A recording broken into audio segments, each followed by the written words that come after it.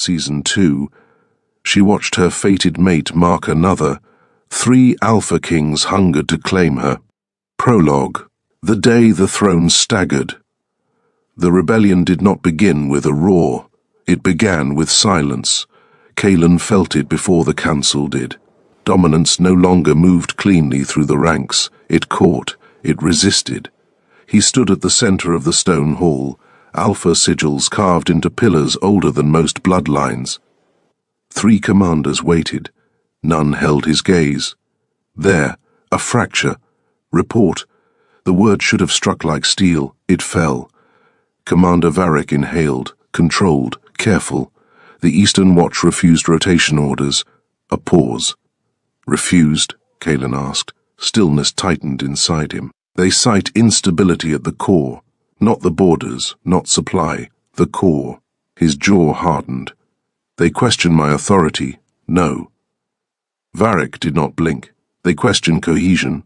Cohesion, unity, the thing he shattered the night he rejected his fated mate before hundreds and marked another in spectacle. That night did not fade, it festered, and now the throne felt it. The bond between him and Selene had snapped publicly, an invisible cord that had carried more weight through the pack hierarchy than even he had understood. Since then, orders took longer to execute. Challenges rose in subtle ways. Minor pack leaders delayed tribute.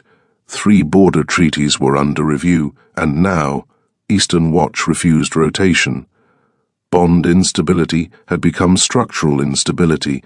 He could feel it physically, like a dull ache beneath his sternum.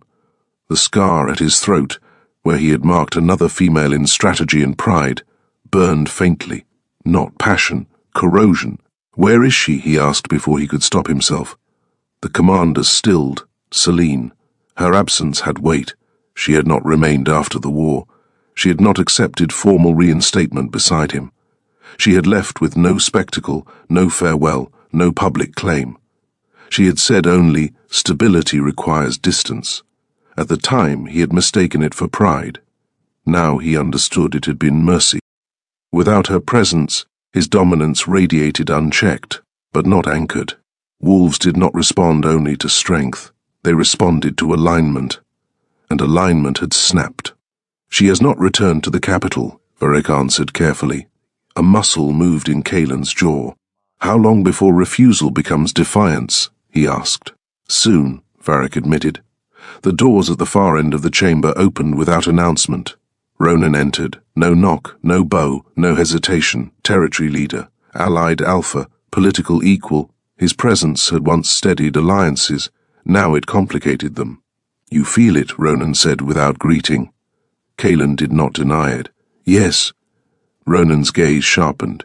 Your authority bleeds at the edges. Kaelan's wolf surged, offended. He restrained it, barely. You're bold today, he said. I'm accurate. The commanders shifted subtly, uneasy. Ronan stepped closer, lowering his voice though every wolf in the chamber could still hear. Your rejection of her destabilized the bond structure across 3 territories. It was not accusation, it was fact. When a dominant pair fractures publicly, Ronan continued, subordinate bonds weaken, loyalty recalibrates. Your pack watched you sever something sacred for political advantage. The words were controlled, but they cut. I chose the throne, Kaelan replied evenly, and lost leverage you didn't know you held. Silence, heavy. The doors opened again. Darius entered this time, measured, strategic, watching everything. Minor packs are convening without invitation, Darius said calmly. There are whispers of succession review. Succession. The word struck harder than rebellion. He had no heir, no secured mate bond, no unified alpha front. The hierarchy trembled. Who leads the whisper? Kaelan asked. Darius met his eyes. Muriel, the marked female, the one he had chosen in spectacle, the one who had worn his mark like armor, the one whose ambition had been quiet and patient. She calls it structural correction, Darius continued. She claims emotional instability at the throne is measurable. Kaelan felt the room tilt, just slightly. Muriel had not confronted him directly. She had moved through councils, through marked women, through those who understood that mate bonds shaped loyalty currents deeper than military strength. The door opened once more. Lucien entered last. Always last, always aware. "You're being tested," Lucien said lightly. "Not by claws, by perception." Cailan did not speak. Lucien's gaze drifted to the high windows where winter light cut across stone. "She isn't here," Lucien continued softly, "and everyone can feel it." The silence that followed was not loud. It was devastating, because they were right. Celine's absence had measurable political weight. Her presence once anchored volatile dominance currents between four alphas. Her endurance had stabilized perception. Her refusal to claim space had created space for doubt. "Bring her back," Ronan said. The command hit like a stone thrown in still water. Cailan's eyes flicked to him sharply. "You don't get to issue that order." "I'm not issuing it," Ronan replied. "I'm advising survival." Darius folded his arms. Her return would immediately stabilize bond currents. Lucien tilted his head. "Or detonate them, because public proximity between her and rival alphas had always triggered territorial tension. And now, with cracks visible, it would be combustible." Cailan inhaled slowly. "Micro-thought fracture. If she returns, they will watch how I look at her. If I look at her wrong, they will see weakness. If I look at her correctly, they will see regret. If I fail again, I lose everything."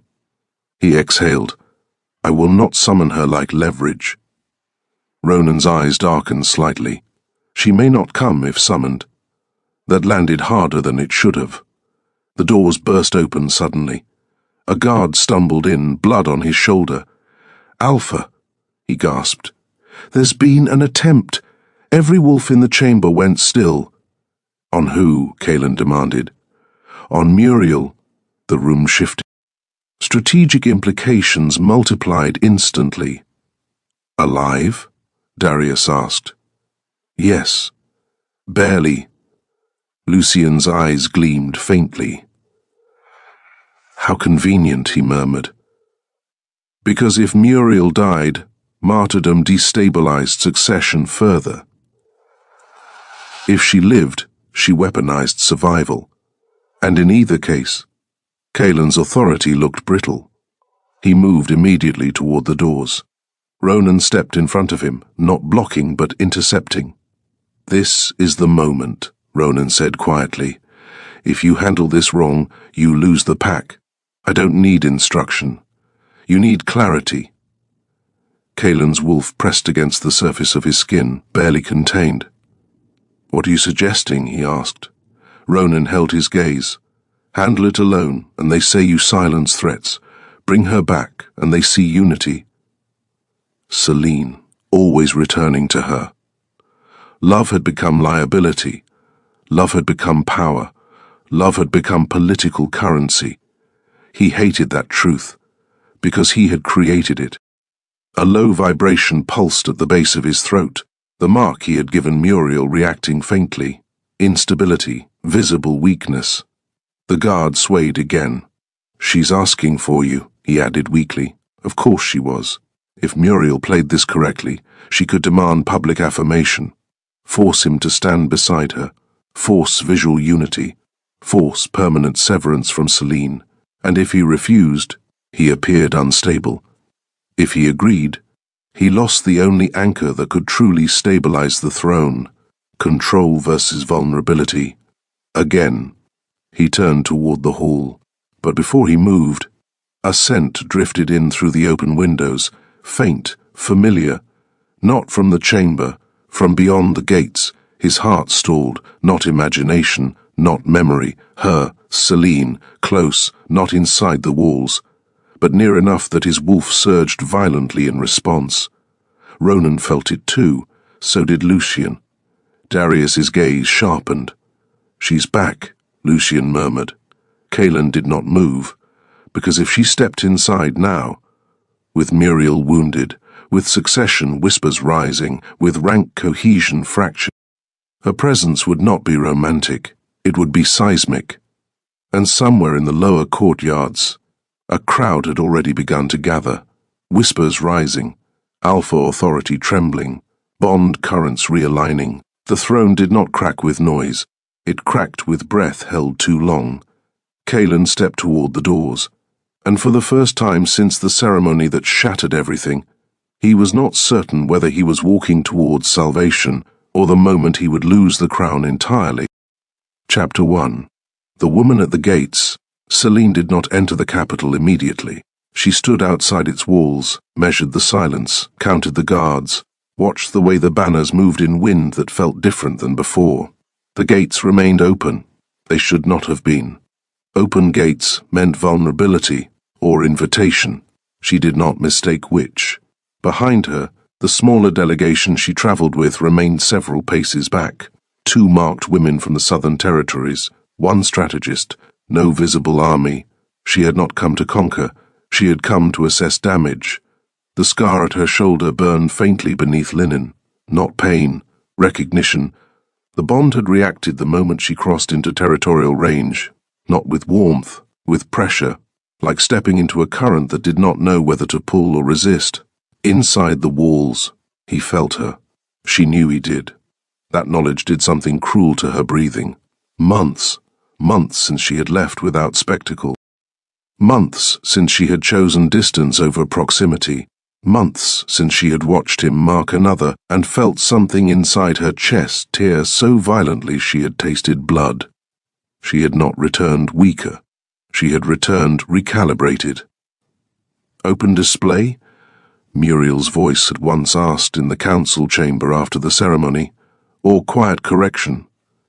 Selene had not answered then. Now, the gates creaked wider, a signal, not commanded, reactive. They felt her. Rank structures shifted when certain bonds entered range. She had not known that before. She knew it now. Latent bond mark resonance was rare. It did not dominate. It aligned, and alignment frightened unstable hierarchies. She stepped forward. 1 step. The guards straightened unconsciously, breath synchronized subtly, dominance current smoothed. Not because she commanded it, because her presence calibrated it. She did not smile, she did not nod. She crossed the threshold. The moment her foot touched the stone beyond the gates, the bond snapped tight. Physical, brutal. Her lungs stalled. Memory crashed over her in a violent wave, the ceremony, the mark. His teeth sinking into another's skin, her name unspoken, the crowd watching, the sound of something sacred breaking. Her knees almost buckled. Almost. She straightened before anyone could see. Discipline had cost her everything. She would not lose it now. The courtyard ahead was already filling. Word travelled faster than runners. Selene has returned, rejected mate, unclaimed anchor, the one who left, the one who did not beg. She felt the whispers like static along her spine, not hostile. Curious, testing. She moved forward deliberately, each step intentional, physical distance as power, breath even, shoulders squared, and then he appeared at the top of the palace stairs. Kaelan did not descend immediately. He stood above, alpha posture intact, crown steady. But something was wrong. She saw it instantly, not in his stance, in the air around him. Dominance did not flow cleanly from him anymore. It fractured at the edges. Wolves at the perimeter shifted uncertainly. His authority was intact, but thinner. The visible regret Ronan had warned of was no longer private. It lived in his posture, in the way his gaze found her and did not know where to rest. Microfracture. He had prepared for confrontation. He had not prepared for impact. Their eyes met. The bond reacted violently. Heat, ache, pull, not romantic. Raw, unfinished. He took 1 step down, stopped. If he descended too quickly, it looked desperate. If he remained above, it looked detached. He chose measured descent, calculated, too calculated. She felt it. So did the wolves watching. Power through stillness. She did not move closer. She did not bow. She did not challenge. She waited. Let him close the distance. When he reached the final step, there were still 10 feet between them. Public proximity, enough to ignite tension, not enough to claim. The crowd inhaled as one. "Why are you here?" he asked. The question landed wrong, too formal, too distant. Micro-regret flashed across his face immediately after. She saw it. So did others. "I heard your pack is unstable," she replied evenly. Not accusation, assessment. A flicker moved through the watching ranks. Honesty, he inhaled slowly. It is contained. The lie was small, but audible. 2 wolves at the side exchanged a glance. Dominance flow dipped again. Her presence made lies measurable. "I was not summoned," she said. "No, yet you opened the gates." "A beat, I did." There it was. First public concession. He had not summoned her, but he had reacted. The crowd felt it. Reaction implied need. Need implied vulnerability, and vulnerability in an Alpha King was currency. Muriel's absence from the courtyard was conspicuous. Celine felt it. "Where is she?" she asked quietly. The question rippled outward like a thrown blade. He did not flinch. In recovery from an attempt, there it was. Aftermath. She processed quickly. Assassination destabilizes. If Muriel dies, martyr. If Muriel lives, faction leader. If I stand here too long, narrative shifts. "You are fractured," she said softly enough that only he could hear. His jaw tightened. Yes. No denial. No pride. Public honesty again. The watching wolves leaned forward. The moment demanded decision. He stepped closer, closing half the distance. 5 feet now. Her pulse reacted. The scar at her shoulder burned sharply. Visible reaction. 2 older wolves stiffened at the scent shift. They felt it. Bond instability was not myth. It affected rank alignment. "You left," he said. "Yes, without resolution." There was nothing left to resolve. The words were calm. They were not gentle. He absorbed them, did not defend. That alone shifted hierarchy slightly. An alpha who absorbs accusation without retaliation. Strange, dangerous, necessary. "You destabilized when you severed us publicly," she continued. The word severed hit like a physical blow. He swallowed. "I know." No excuse. A commander near the fountain lowered his gaze subtly. Respect for accountability. Small, but measurable. "And yet you stand," she said. "I stand. Barely." The truth sliced. He did not deny it. Behind him, Ronan emerged onto the steps, then Darius. Lucian lingered in shadow. 3 Alpha Kings, 1 woman at the gates. Territorial tension coiled instantly, scent sharpened. Air thickened. Public proximity between her and rival alphas triggered visible dominance spikes. Exactly as predicted. Ronan's gaze flicked from her to Kaelan, calculating. If she aligned with another now, the throne would tremble. Celine felt it. She did not move toward Ronan. She did not acknowledge Lucian's watchful stillness. She held Kaelan's eyes. "Why didn't you call me?" she asked quietly. The question was not romantic. It was structural, because summoning her would have signaled dependency. Not summoning her signaled pride. Either choice cost authority. He answered slowly. "No, if you would come, micro-crack, not in dominance, in ego." She felt it like a pulse. "I would have," she said. His breath faltered, 1 fraction. That admission echoed through the watching ranks. She would have come, not for love, for structure, for stability, for the pack. That shifted perception dramatically. "She still prioritizes the system," someone murmured near the gate. He heard it. So did she. He stepped 1 more foot closer. 4 feet now. Close enough to feel heat, not close enough to touch. "Are you here to fix what I broke?" he asked. There it was, the beginning of a grovel. Public, visible, risky. She studied him carefully. Micro-thought fracture. If I say yes, I become tool. If I say no, instability deepens. If I say maybe, he remains uncertain. She chose precision. I'm here to determine whether it's salvageable. The words landed like controlled fire. Not forgiveness, not rejection, assessment. His shoulders lowered, just slightly, not relief, recognition. Certainty. And she had gained it. Behind him, Ronan's dominance shifted subtly, respect for her measured stance. Lucien's gaze darkened with interest. Darius recalculated silently. Hierarchy moved, no blood spilled, no claws drawn. Yet the political ground shifted beneath all of them. A door at the top of the palace steps opened. Muriel appeared, pale, bandaged, alive. The courtyard inhaled sharply. She looked at Selene first, not Cailan. Then she descended. Slow, deliberate. Each step a statement, marked female, injured, strategic. She stopped at Cailan's side. Close, too close. The mark at his throat reacted faintly. So did Selene's scar.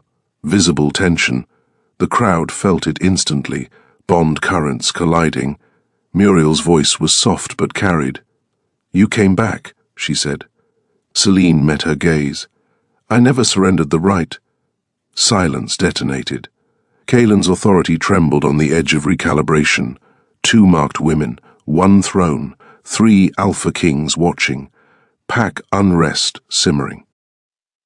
If he reached for Muriel now, if he reached for Selene, if he reached for no one, each option redrew territorial lines. Muriel's hand brushed Cailan's sleeve, subtle, possessive. The crowd reacted. Dominance flow dipped again. Selene did not look at the touch. She looked only at Cailan. Decision point. He felt it. The entire pack felt it. His hand moved, not toward Muriel, not toward Selene. He stepped back, 1 full step, creating space between both women. Refusal, restraint. He would not perform unity. He would not perform preference.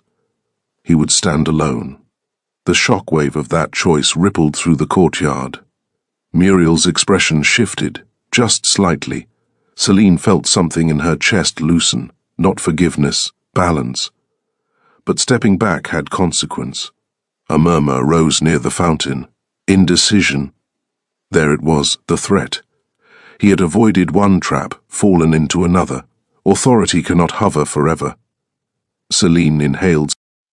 The next move would determine whether the throne stabilized or fractured beyond repair, and for the first time since she walked through those gates, she realized this war would not be won by love.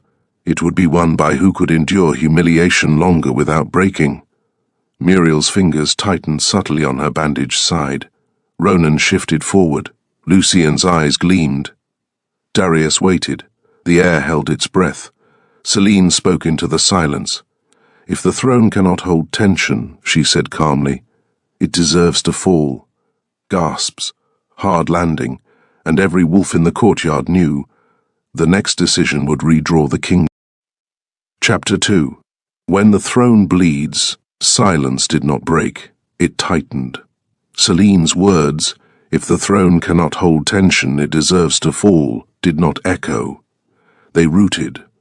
The courtyard shifted in subtle increments. Wolves inhaled, assessed, recalibrated loyalties not by declaration but by instinct. Cailan did not rebuke her. That was the first fracture. An alpha who allows a challenge to stand unanswered either has supreme control or none at all. His jaw tightened, but he did not bare teeth. He did not flare dominance to crush dissent. Instead he said evenly, "Then help me prove it can." A murmur rippled outward. Public concession, again. Too many of those and a king becomes dependent. Too few and he becomes tyrant. Selene felt the weight of every eye on her spine. Muriel's scent sharpened beside him. Not fear. Calculation. Injury had not dulled her. It had honed her. "You would accept her judgment?" Muriel asked softly, but her voice carried. Cailan did not look away from "I would accept truth." The air changed. Truth was not a comfortable currency in royal courts. Celine stepped forward. 3 feet now, close enough that the heat between them altered breath rhythm, close enough that the faint, unhealed resonance between their broken bond began to hum. The scent shift was immediate. His, hers, old memory, unfinished claim. It hit the watching pack like a wave. Several younger wolves stiffened visibly. Dominance fields responded to bonded proximity, even fractured bonds. Muriel felt it too. Her shoulders went rigid. "You destabilize him," Muriel said quietly to Celine. Celine did not look at her. He destabilized himself. Kaelin's chest rose sharply. The scent of restrained frustration laced the air, not at Celine, at Truth, before another word could land. A horn sounded from the east tower. Once, twice, then 3 sharp bursts. Not ceremonial, alarm. The courtyard froze. Kaelin pivoted instantly, authority snapping into place with lethal clarity. A guard vaulted down the stairs, breath uneven. Eastern Ridge breach. Inner patrol slaughtered. No survivors. The words detonated. Celine felt it immediately. The scent, iron, smoke, foreign dominance, close, too close. This was not random, Ronan said from the steps, eyes narrowing. Lucien stepped forward into light for the first time. They waited for your fracture. Kaelin turned back to Celine, not as king, as alpha, inside, now. It was not a request. The command vibrated through bone. Celine's chin lifted slightly. No. The refusal cracked like lightning. Gasps. Shared danger shifts hierarchies quickly. He stepped toward her sharply. "You are not shielded here. I am not yours to shield." The air between them ignited. Dominance flared, not clashing, but testing. Muriel watched with razor focus. Another horn blast. Closer this time. The scent intensified, burning, resin, unfamiliar musk, blood. Lucien's expression hardened. They've already breached the lower walls. Betrayal. Not invasion. Internal access. Someone had opened a gate. Celine inhaled deeply. And there it was. Threaded beneath smoke. Pack scent. Familiar. One of their own. Her eyes snapped to Kaelin's. "You have a traitor." The realization struck him visibly. Not denial. Recognition. Ronan swore under his breath. "Inner circle?" Darius asked calmly. Kaelin's gaze flickered, just for a second, toward Muriel. Too fast, too subtle. But Celine saw it. So did Muriel. Her expression didn't change, but her pulse did. Celine heard it. The courtyard erupted into controlled chaos as guards mobilized, but Celine did not move. She stepped closer to Kaelin instead. 2 feet now. Their scents tangled violently. The broken bonds surged, reacting to shared threat like a nerve reconnecting. Heat climbed her spine. His dominance pressed forward instinctively, shielding, aligning, territorial, not ownership. Protection. She felt it, and the pack felt it. Even fractured, their proximity stabilized the air. Muriel saw that too, and something shifted in her gaze. Not jealousy, something colder. "If there is betrayal," Muriel said clearly, "then someone here has already chosen a side." Her eyes lingered on Celine. The implication hung sharp. Outsider, returned without summons, destabilizing presence, too convenient. Several wolves turned subtly, alignment testing. Kaelin's expression darkened instantly. Careful. One word. Low. Dangerous. He had not defended Celine publicly since the ceremony. He did now. Muriel did not retreat. "I am being careful." Another explosion from the eastern quarter. Screams. Closer. The scent of blood flooded the courtyard.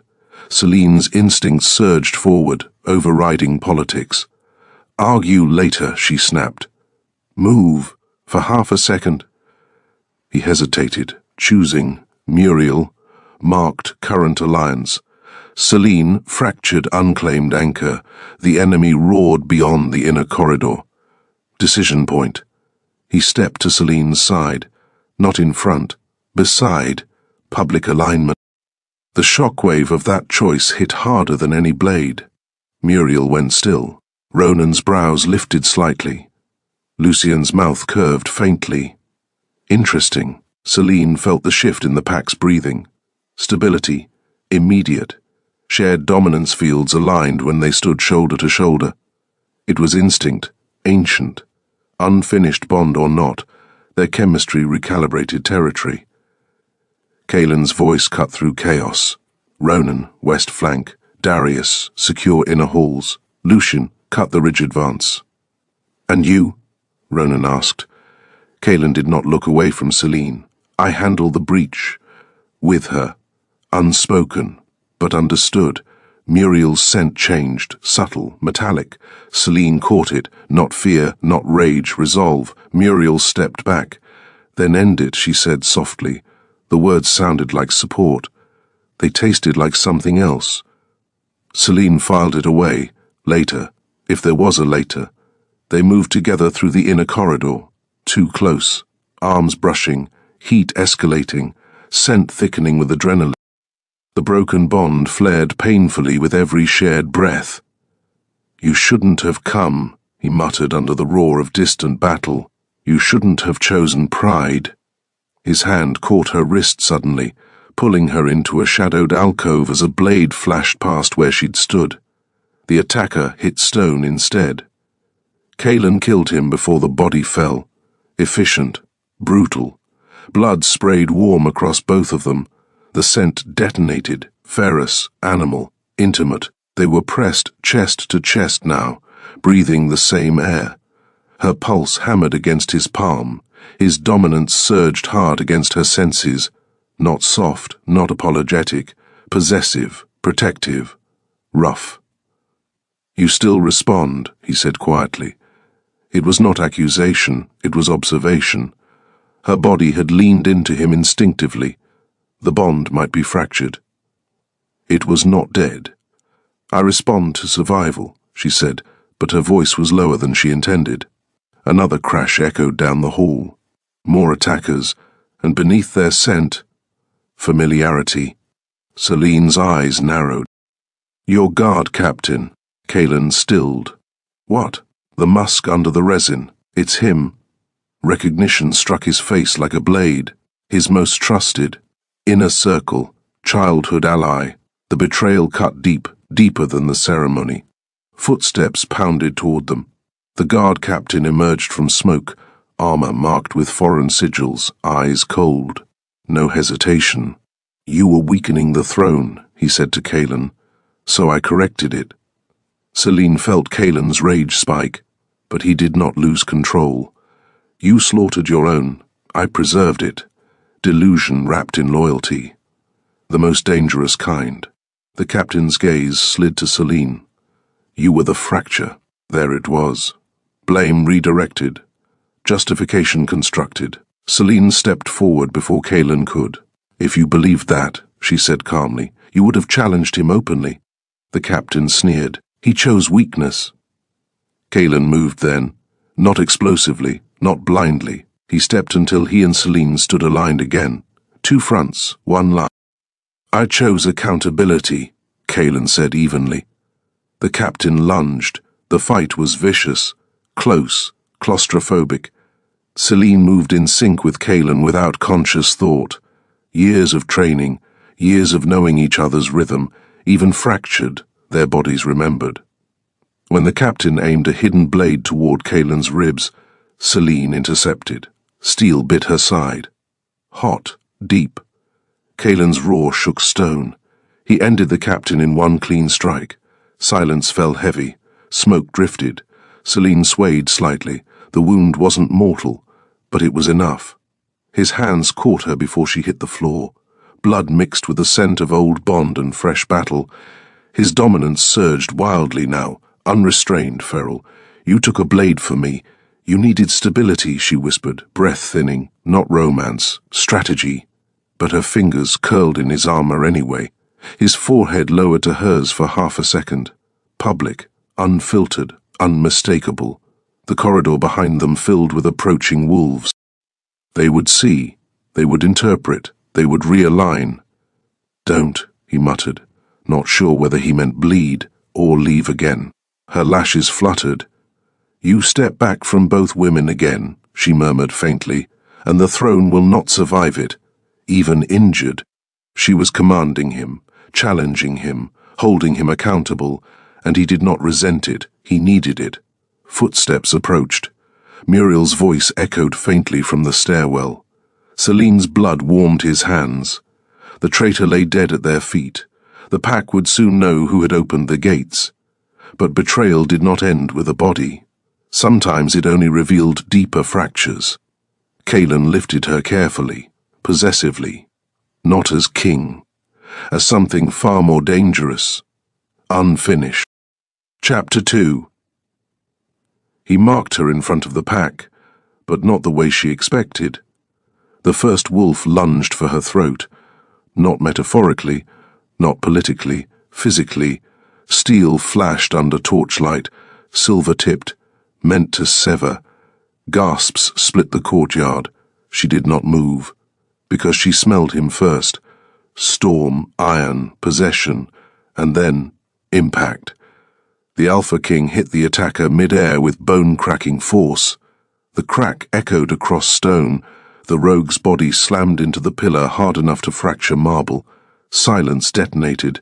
He stood over her attacker, breathing hard, eyes glowing. "Touch her again," he said calmly, "and I will feed you to the borders one limb at a time." The courtyard trembled, not because of the threat, because of who he was looking at when he said it. Her, not the rogue. Her blood mixed with winter wind, but beneath it, her scent spiked, fear, fury, something breaking open, and something answering. He stepped closer, too close. The space between them burned like a fuse. "You do not stand unguarded," he said, voice low enough only she could hear. "I stood unclaimed," she replied, just as quiet. "A hit. Clean." His jaw tightened. The bond, shredded as it was, pulled like exposed nerve endings. "You think I rejected you because I did not want you?" he asked softly. She laughed. It sounded like something dying. "You announced it to 300 wolves." His nostrils flared. Regret, rage, possession. He leaned down until his forehead nearly touched hers. "You smelled like weakness that night." The words were brutal, precise. "I could not afford weakness." She did not flinch. "You could not afford love." There it was, the truth neither of them wanted. The rogue coughed and laughed, blood spilling from his mouth. "You still don't know, do you?" The rogue rasped. "She was marked before you rejected her." The courtyard erupted. He froze. Every muscle in his body went lethal, slowly, carefully. He turned back to her. Her pulse thundered. His scent shifted from storm to wildfire. "Explain," he commanded. She didn't look away. "I was attacked at the southern ridge 3 nights before the ceremony." His breathing stopped. "I fought him off," she continued, "but not before he grazed skin." A growl erupted from his chest that made several wolves step back instinctively. "Who?" She swallowed. "Your beta." The world snapped. The beta, his most trusted, his right hand, the wolf who stood beside him the night he rejected her, the wolf who told him she had been wandering too close to rival lines, the wolf who suggested public severance was safer. Everything realigned, too cleanly. He turned slowly. The beta stood near the front, too still, too controlled. Guilt has a scent, and the Alpha King caught it. "You told me she sought another male," the Alpha said, voice eerily even. The beta bowed his head. "I told you what I believed would protect the pack. By humiliating her." Silence. "You pushed for public rejection." Silence. "You were at the southern ridge 3 nights before the ceremony. That did it." The beta lunged, straight for her. He never made it. The Alpha caught him by the throat mid-stride and lifted him clean off the ground. Gasps, shock, fear. Dominance rolled off him like a living entity. "You touched what was mine." The courtyard froze. He hadn't said that before. "Mine." Her breath caught. The beta struggled. "You rejected her," he choked, "and you mistook that for permission." His eyes turned black, completely. Correction, he said, tightening his grip. I misjudged her strength. Crack. The beta's shoulder dislocated under pressure. Wolves flinched. He did not kill him, not yet. He dropped him to his knees, lock him beneath the stone chambers. Guards moved instantly. No one questioned. Not tonight. When the courtyard cleared, only they remained. Torchlight flickered between them. Her hands trembled, not from fear, from adrenaline, from the truth unraveling. You believed him, she said quietly. Yes. It cost him something to admit it, and you chose power over me. Yes. No defense, no excuse, just truth. The bond pulsed, damaged, but alive. You do not get to claim me now because you discovered betrayal, she said. I am not a possession you reclaim when convenient. He stepped closer, slow, intent. You are not convenient, he said. You are inevitable. Her throat tightened. He reached up, not to touch her skin, but to grip the air just beside her face. Restraint, barely. If you are marked, he said softly, it will be cut out. Her eyes flashed. You do not decide what is carved into me. His voice dropped lower. You are right.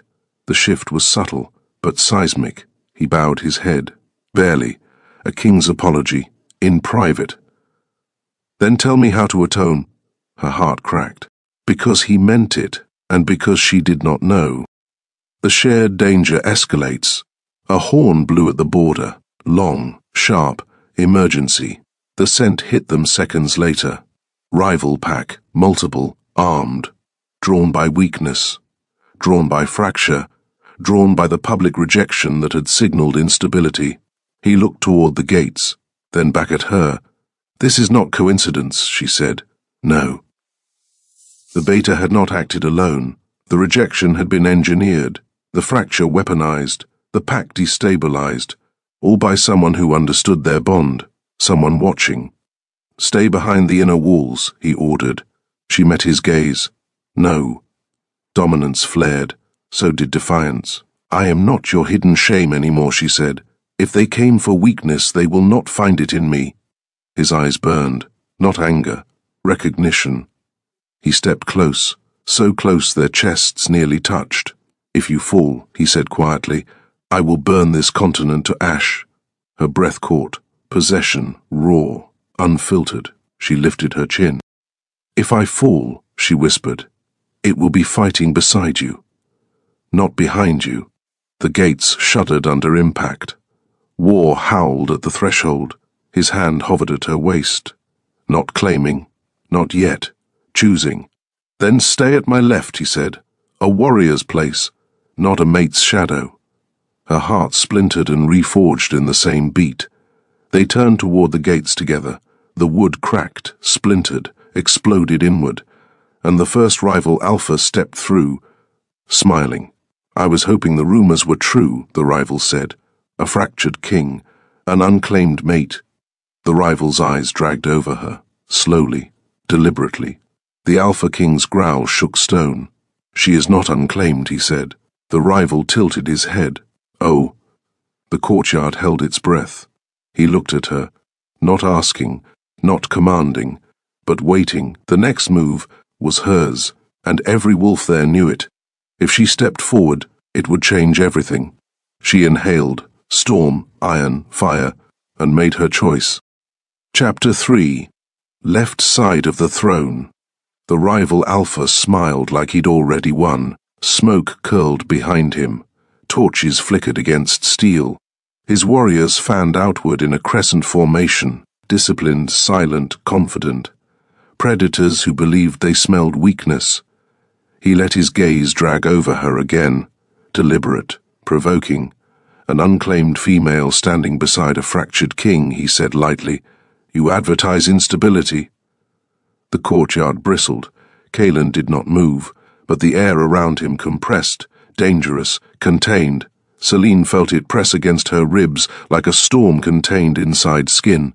He would not lunge first, not publicly, not again. He had learned. But his restraint was not softness, it was violence on a leash. The rival Alpha stepped forward. Stand aside, he told Selene. I will not spill you with him. A mistake, a fatal one. Selene moved before Cailan did, one step forward, left side of the throne. Not behind him, not in front, a line. Her scent shifted, no fear, no hesitation. Authority. You came because you heard rumor, she said evenly. You smelled fracture and mistook it for vacancy. The rival's eyes narrowed. I smell no mark. The words sliced, the courtyard stilled. Cailan did not react, not outwardly. But Selene felt the surge of dominance coil behind her shoulder. He was waiting, not to save her, to see what she would claim. The rival stepped closer, too close. You were rejected, he murmured, low enough that only the front ranks could hear, publicly. If he could not hold you, perhaps I... He never finished. Because Selene reached up and dragged her thumb across her own shoulder scar. Hard. The thin, half-healed mark split. Blood welled. The scent detonated. Old bond. Unfinished. Alive. The courtyard gasped as the air ignited. Every wolf felt it. Resonance. Not dead. Not severed. Dormant. The rival alpha faltered. Just slightly. And that was enough. She is not unclaimed, Cailan said quietly. The words were not shouted. They did not need to be. The bond flared violently between them, reactivated by blood and proximity, not complete, but unmistakable. Dominance fields snapped into alignment. The rivals' warriors shifted uneasily. Confusion rippled through their ranks. This was not what they'd been told. The rival's smile thinned. You humiliated her. Yes, Cailan said. No excuse, no denial. The honesty hit harder than defense. And yet she stands at your side, the rival continued. Selene's voice cut in, cool as drawn steel. I stand where I choose. The rival's eyes darkened. Then choose wisely. He lunged. The battle detonated. Steel screamed against steel. Wolves shifted mid-strike. Claws tore through armor. The courtyard became blood and motion. Selene fought with lethal precision. No wasted movement, no dramatics. When one of the rival warriors aimed low for Cailan's flank, she intercepted without looking, blade sliding between ribs cleanly. He felt it, her awareness, their synchronization. Even fractured, their bodies remembered the rhythm of fighting together. The rival alpha pushed through the chaos straight for Cailan. Dominance flared violently as they collided. Shockwaves rippled outward. Two alphas in full force. Stone cracked under impact. Selene pivoted. But a second rival intercepted her. You belong to no one, he hissed, blade slicing toward her throat. She blocked, twisted, drove her knee into his sternum. He stumbled, and Cailan saw it, saw the proximity, saw the threat. Something feral snapped. He broke from the rival alpha mid-strike and crossed the courtyard in 2 strides. He caught her attacker by the back of the neck and slammed him into stone so hard the wall split. Possession radiated off him like heat from a forge. You do not breathe near her, he growled. The rival alpha laughed behind him. There it is, he called. That is why your pack fractures. You choose her over command. Selene's pulse stuttered. The accusation was deliberate, public, calculated. Cailan went still. The entire courtyard held its breath. He had a choice. Finish the rival alpha, or stand over her. He did neither. He stepped back, just enough to put space between them. The rival smiled wider. There. The word echoed. Indecision, again. The same fracture. Selene felt it like a blade sliding under skin. The rival lunged at Cailan from behind. She saw it first, behind. Too late. Steel drove into Cailan's side, not deep enough to kill, deep enough to wound. The courtyard erupted. Ronan surged forward from the flank, driving the rival warriors back. Lucien's forces cut off retreat. But Selene didn't see any of it. She saw blood. His. And something inside her snapped. Not soft, not romantic. Primal. She moved, faster than thought. Her blade caught the rival Alpha across the thigh, then the chest, then the throat in 3 clean arcs. He staggered back, shock in his eyes. She closed the distance and pressed her blade to his carotid. "Your mistake," she whispered, "was believing I was the fracture." She slit his throat. Silence fell heavy. The rival's body hit stone, dead, not by Kaelin's hand, by hers. Every wolf in the courtyard understood what that meant. She had defended the throne, publicly, decisively. Blood soaked her hands. She turned. Kaelin was still standing, barely. The wound bled dark against his side. He was watching her, not the body. Her. "Left side," he said quietly. "Even wounded. Commanding." She crossed to him without hesitation, pressed her hand against his injury. The contact detonated through both of them, scent spiked. Bond roared awake in shared blood and battle. "You stepped back," she said under her breath. His eyes burned. "I will not choose you at the cost of the throne." Honesty. Brutal. Her jaw tightened. "And I will not stand beside a king who hesitates." They held each other's gaze. Fire meeting fire. Pain meeting pride. The courtyard still. Waiting. He leaned closer despite the wound. "So force me not to hesitate." Her breath caught. There it was. Not apology. Challenge. He would not soften. He would rise or fall with her. Behind them, Ronan approached slowly. "The rival lines retreat," he said. "They did not expect this." He looked at Celine with something new in his expression. Respect. Lucien's gaze lingered on the blood at her hands. "You ended an Alpha," he said softly. "That changes everything." It did. She was no longer rejected mate, no longer humiliation. She was executioner of a rival king. The pack felt it. Authority realigned. Kaelin straightened despite pain. "Lock the gates," he ordered. "Tend the wounded." Then, quieter to her, "Walk with me." Not carried, not hidden. Walk, public, together. They moved across the blood-slick courtyard side by side. Whispers followed, not of weakness, of recalibration.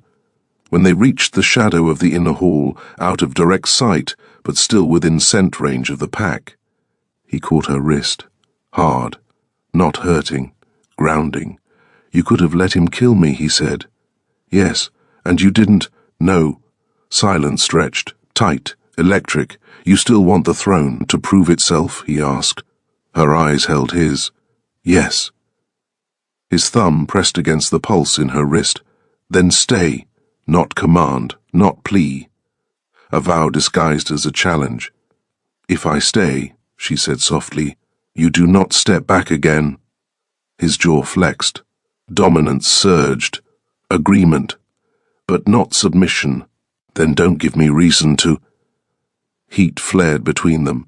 Unresolved, unfinished, addictive. Behind them, the palace doors creaked open. Muriel stood there, watching. And for the first time, she did not look wounded. She looked threatened. The next fracture was not external. It was inside the walls, and someone would have to bleed for it. Chapter 4. Do not make me beg for what is mine. They did not go to the healer, not immediately. Kaelin walked past the infirmary doors without slowing. Blood soaked through his shirt. He did not falter. Celine matched his pace. Left side. Always left. The corridor emptied as they passed. Wolves pressed to walls, heads lowering, not in pity, in recognition. Something had shifted in the courtyard, not restored, reforged. When they reached the war chamber, he shut the doors with a single hard push. Silence swallowed them. Torchlight flickered across maps and weapons and stone. He finally exhaled. It sounded like restraint tearing.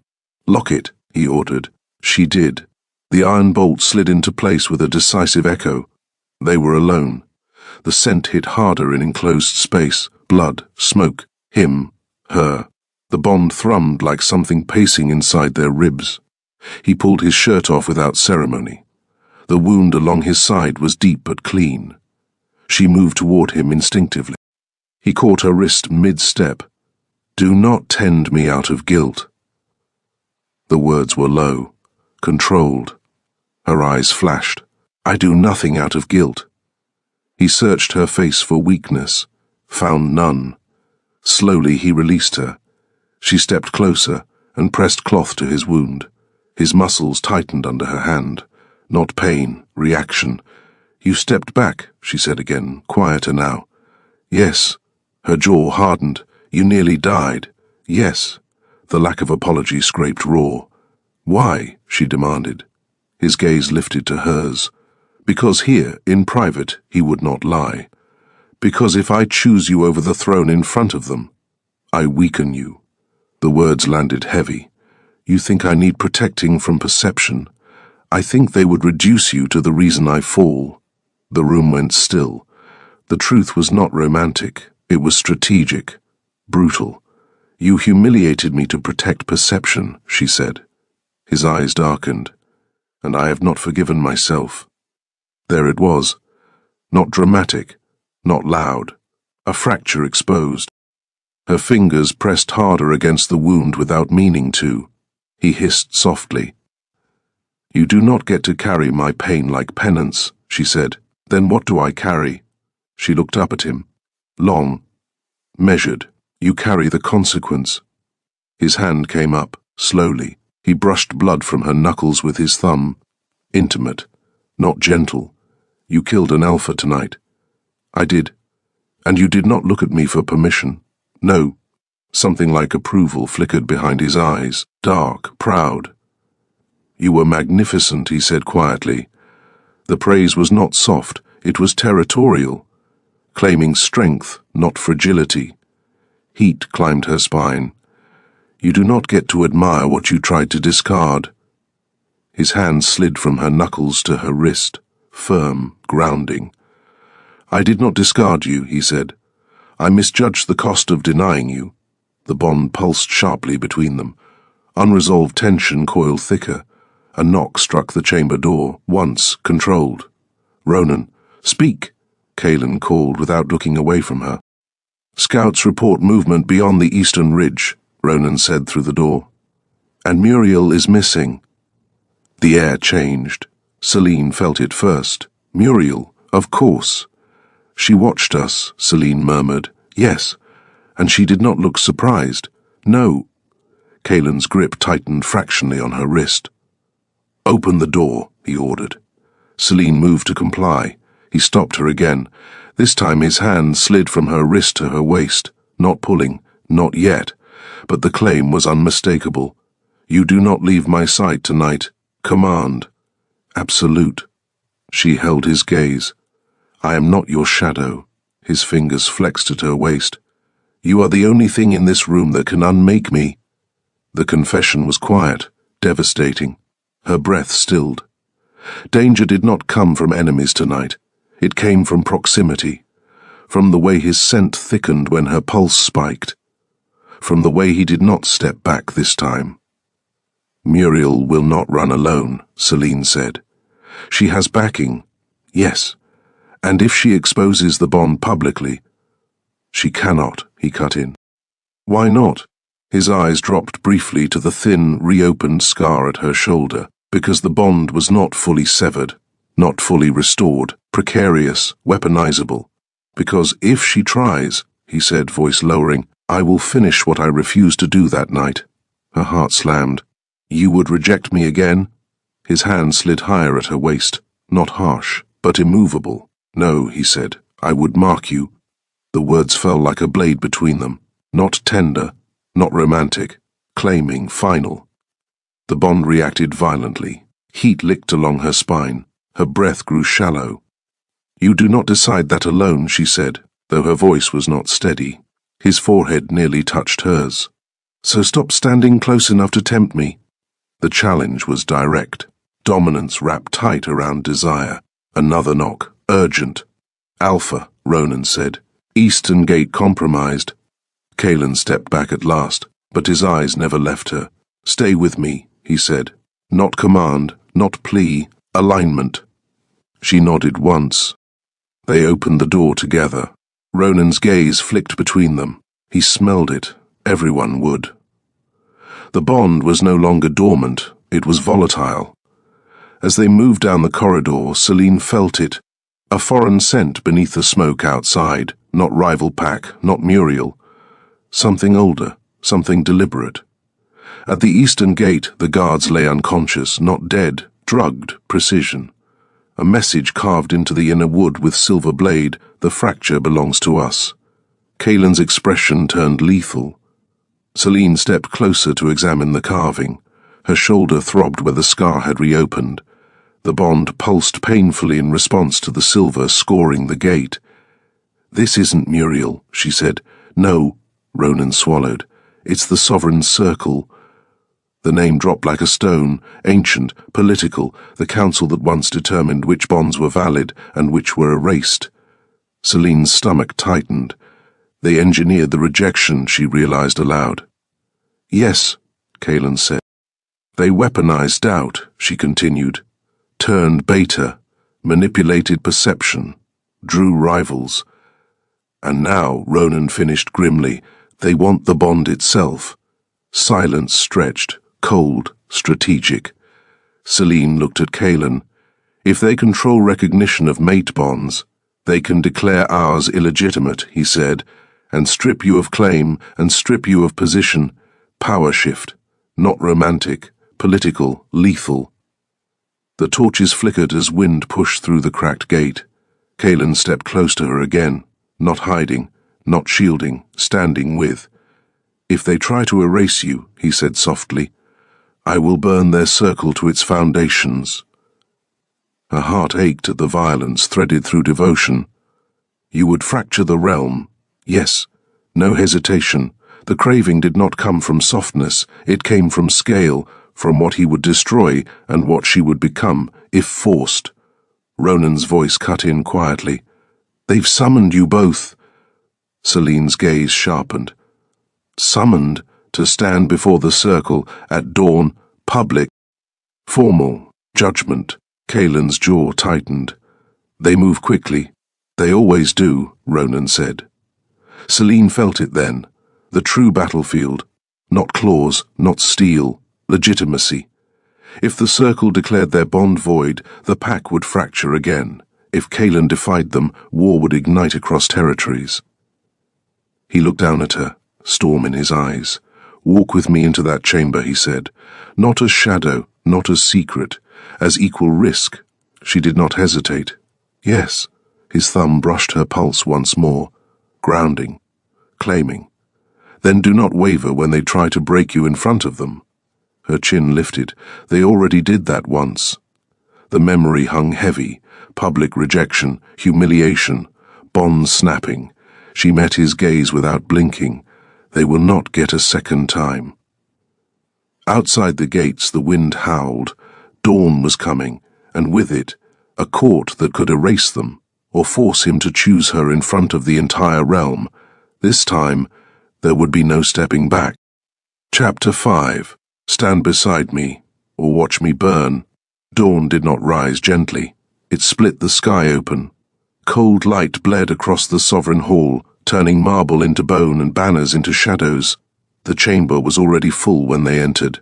Not just alphas, judges, elders, bloodlines older than crowns.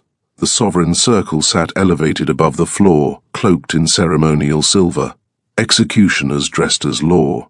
Every eye turned when Kaelin stepped inside. Every scent shifted when Celine followed him. Not behind, left side, always left. The murmur was subtle, but she heard it, rejected, unmarked, unstable. The oldest of the circle lifted his chin.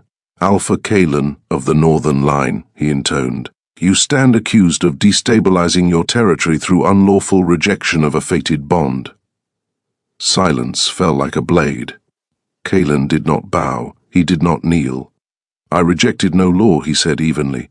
"I rejected a timing, a ripple of disapproval." The elder's gaze slid to Celine. "You were publicly severed." "Yes," she answered, no tremor. "Yet the bond persists." "Yes." Another ripple. Sharper. "Explain," the elder commanded. Celine felt the old humiliation try to claw its way up her spine. 300 wolves watching her be undone.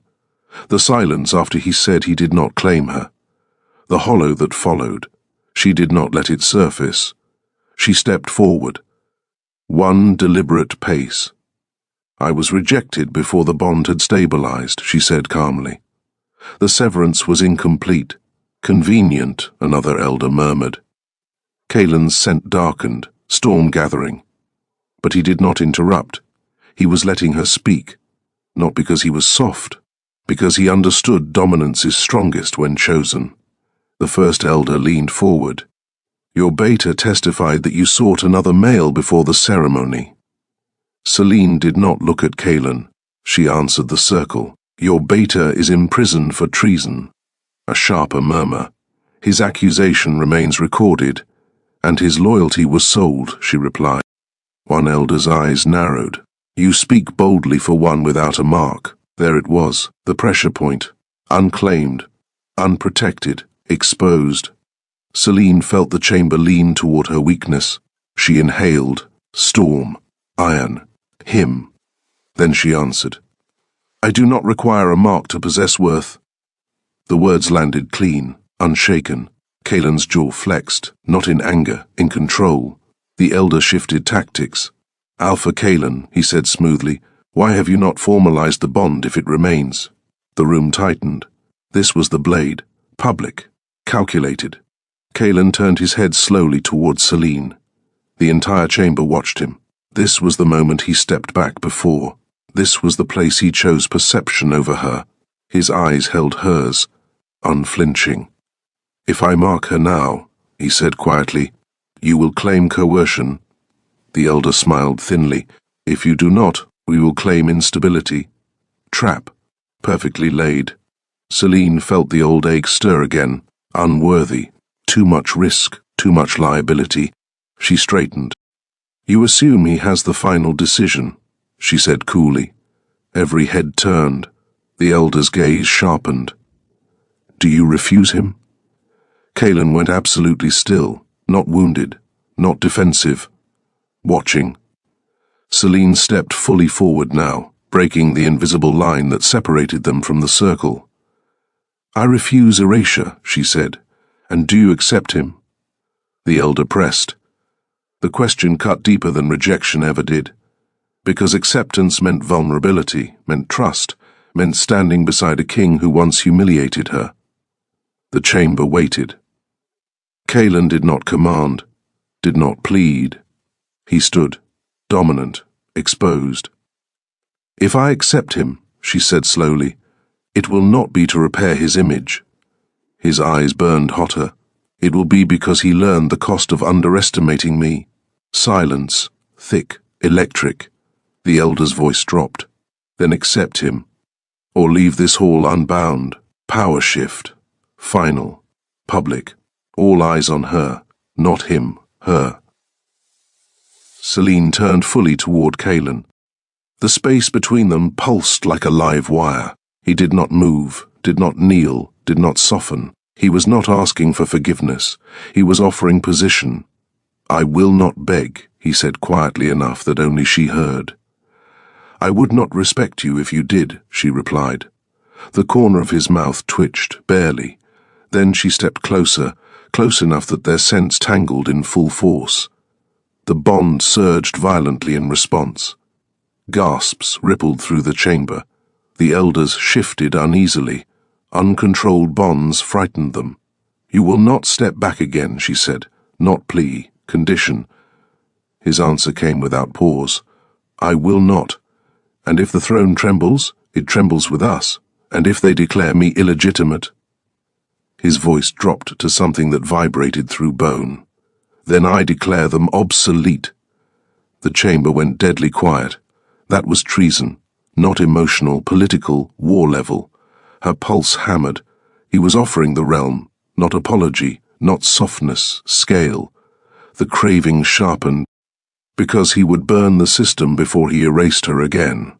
Selene lifted her chin. I accept you, she said, not as possession, as equal threat. The bond exploded, not visible, but undeniable. The air thickened, scent spiked, power aligned. The elders recoiled as the resonance rolled outward. It was not gentle, it was sovereign. The first elder slammed his staff against the marble. "This is reckless." "No," Kalen said calmly. "This is inevitable." The silver torches along the chamber walls flickered violently. One extinguished completely. Another cracked. Old magic responding to renewed bond. The elders exchanged looks. Fear.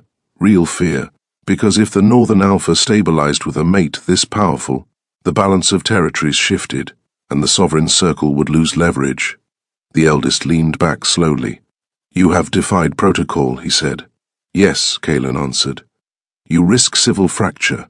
"Yes, and if we refuse recognition," Selene stepped forward before he could answer. "Then you reveal yourselves as irrelevant." The chamber trembled, not metaphorically, literally. A low rumble beneath stone. One of the elders inhaled sharply. "That is not us," he whispered. The rumble deepened. A crack split across the ceiling. Dust rained down. Kalen's hand moved instinctively, not to shield himself, to pull her closer. This time, he did not step back. The doors at the far end of the chamber exploded inward.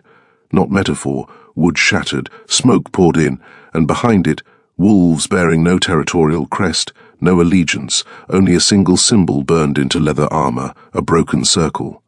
Ronan's voice echoed from outside. "Alpha, it's the sovereign extremists. The faction that believed bonds should be controlled. Chosen, manufactured, not fated."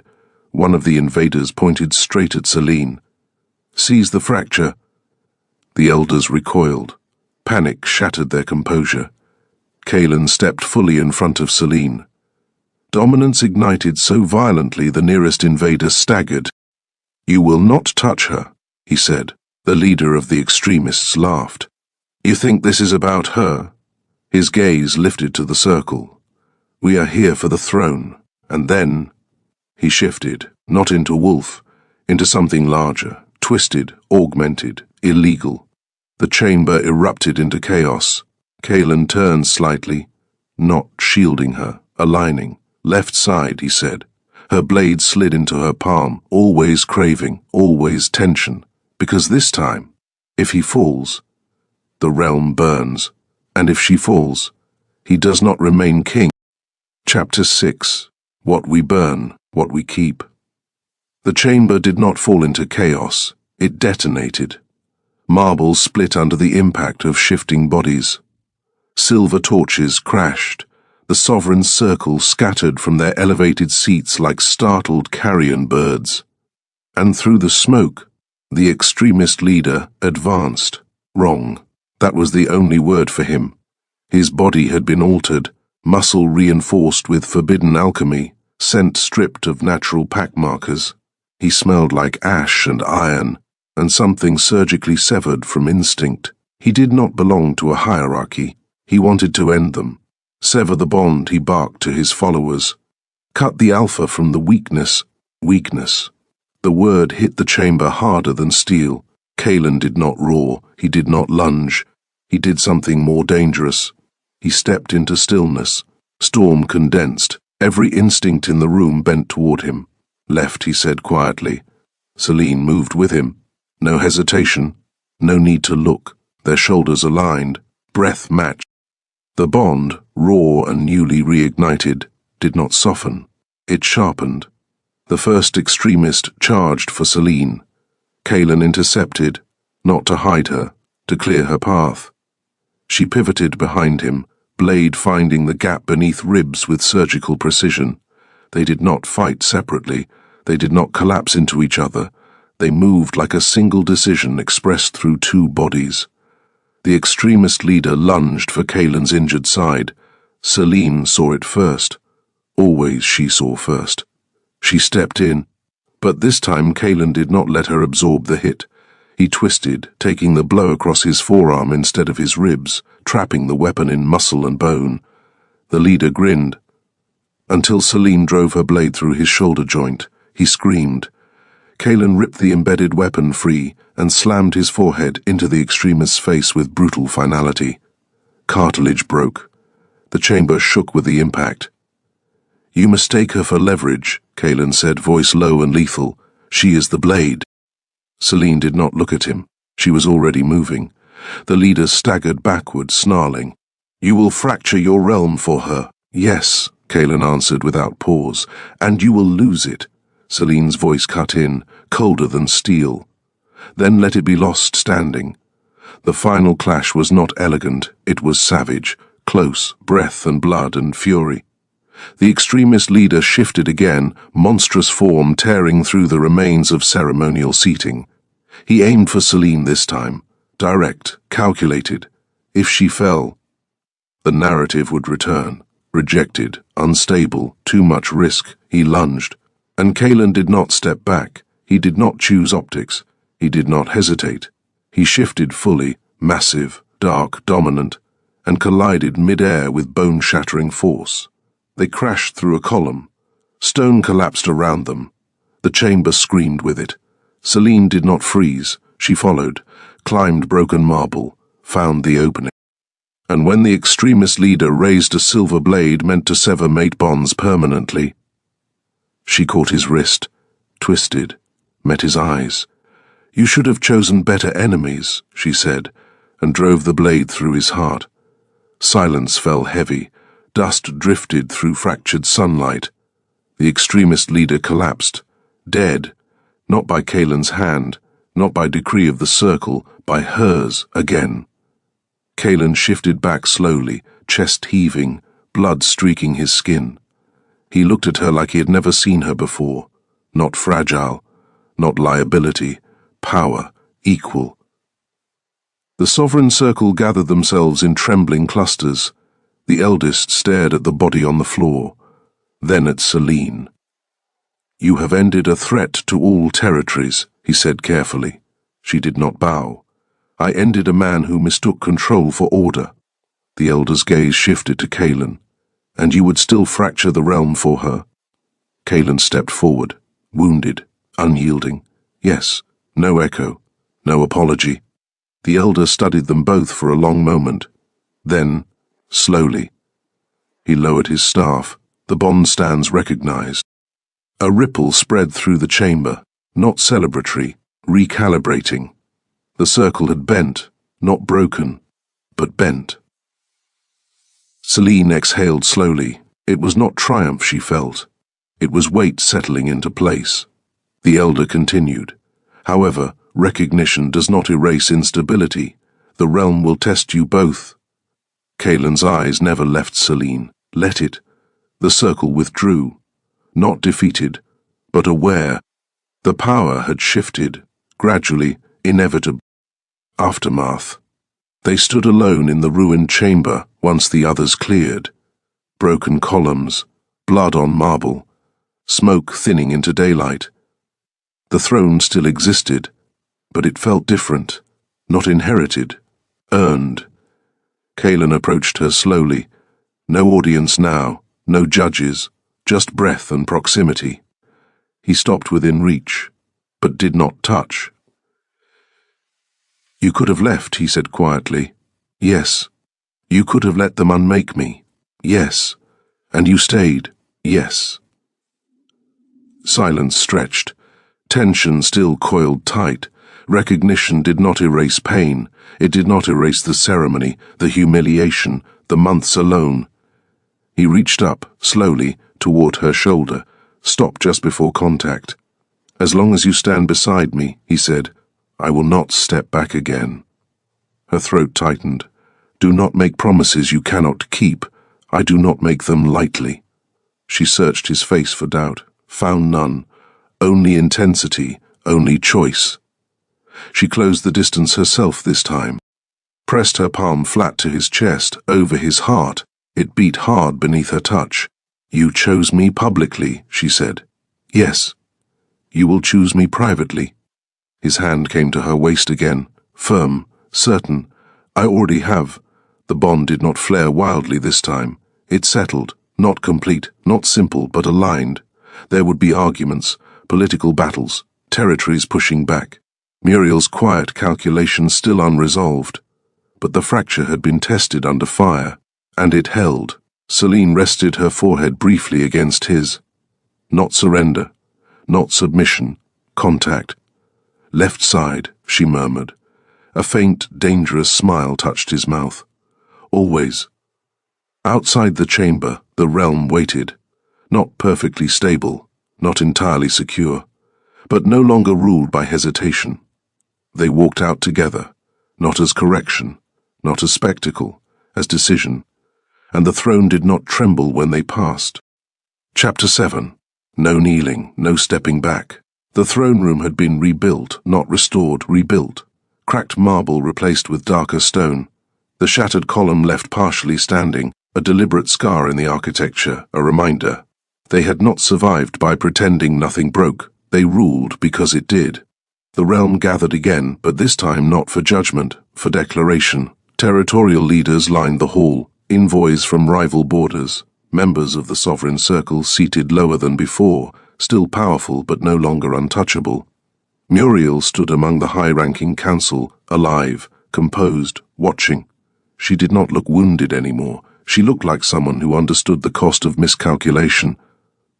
Selene entered first, not because Kaelin commanded it, because she chose to. The hall shifted as her scent carried, not rejected, not rumor, recognized. She walked to the left side of the throne dais and stopped. She did not kneel. She did not lower her eyes. Kaelin entered seconds later. The silence that followed was different from before. Not tense, expectant. He ascended the steps alone, turned, and instead of sitting, he remained standing, a king addressing wolves who had seen him fracture, who had seen him bleed, who had seen him step back, and then not. You smelled instability, he began evenly. You were not wrong. No denial. No pride. A murmur moved through the hall. I chose perception over partnership, he continued. I allowed manipulation inside my ranks. I publicly rejected strength because I feared how it would alter balance. Selene felt the weight of that admission settle over the assembly. He was not romanticizing it, he was confessing it.